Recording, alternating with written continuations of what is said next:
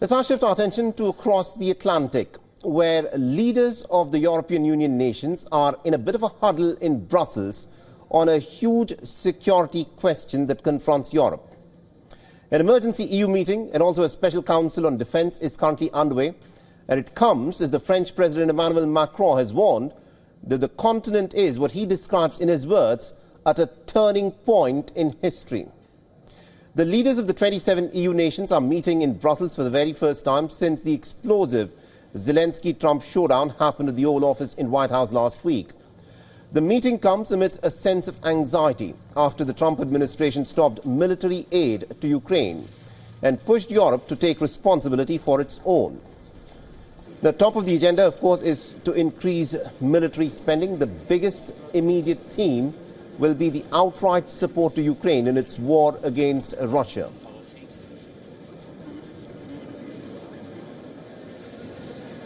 Big appreciation. We are very thankful that we are not alone, and these are not just words, we feel it. It's very important. You made a strong signal to Ukrainian people, to Ukrainian warriors, to civilians, to all our families, and it's great that we are not alone. We feel it and we know it. Thank you so much for everything. Now, Germany is to nearly double its defence budget to 100 billion euros to take on the new challenges. Chancellor Olaf Scholz has stressed on the need for Europe to stand together, whether on the question of defence or trade pressures.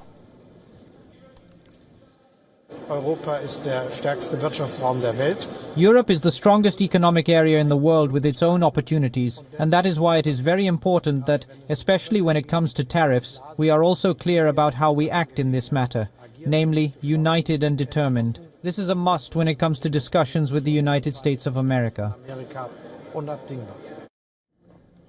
The French President Emmanuel Macron has called for an incredible awakening. In a televised address on the eve of the meeting, he said that he is open to extending France's nuclear deterrence to European partners in the face of the Russian threat. Macron has also reiterated the possibility of sending European troops to Ukraine to enforce a peace deal. Paris has said that it would share its intelligence capabilities with Ukraine after the US cut them off. Now, there is a stress on the idea that a peace deal that Trump advocates cannot mean surrender to Russia. On Monday, the European Council chief Ursula von der Leyen announced an unprecedented defence package called Rearm Europe. She had spoken of a massive boost to defence spending with the speed and the ambition that is needed. The Kremlin, of course, is hit back at the meeting.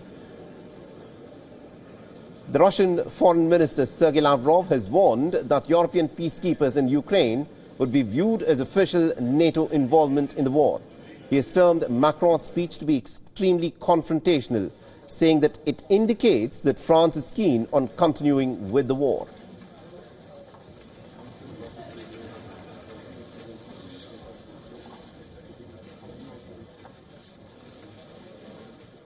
And our correspondent William Denslow has sent us this report from Brussels. Listen in. Heading into this summit, European Commission President Ursula von der Leyen described it as a watershed moment as Europe faces a clear and present danger from Russia. On the docket at this summit were several key issues: support for Ukraine, both in the short term and the long term, primary among it.